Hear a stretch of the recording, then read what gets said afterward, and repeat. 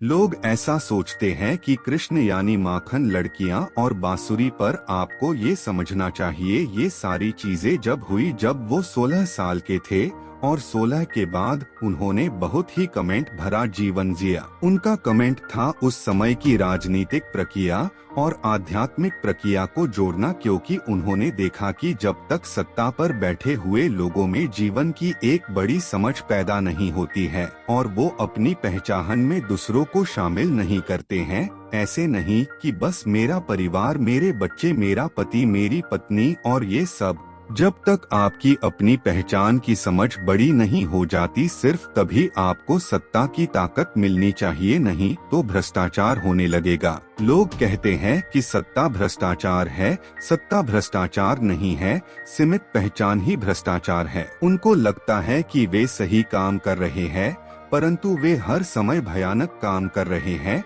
क्योंकि उनकी पहचान इतनी छोटी है।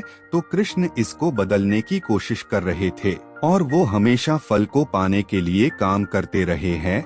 जो आदमी इतनी तीव्रता और कमिटमेंट के साथ काम कर रहा है, ये उनकी पूरे जीवन का मिशन था और वो हमेशा फल को पाने के लिए काम करते रहे हैं।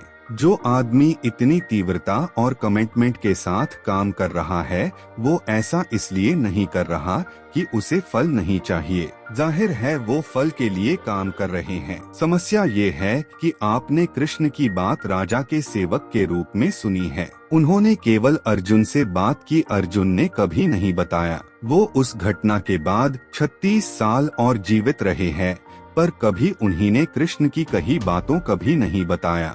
आपने कहीं सुना है वो एक राजा थे, परंतु एक बार भी उन्होंने ये नहीं कहा कि कृष्ण ने मुझे युद्ध के मैदान में ये बताया था, एक बार भी नहीं। तो जो कुछ भी आपने सुना है वो केवल संजय से सुना है, जो कि राजा के सेवक थे।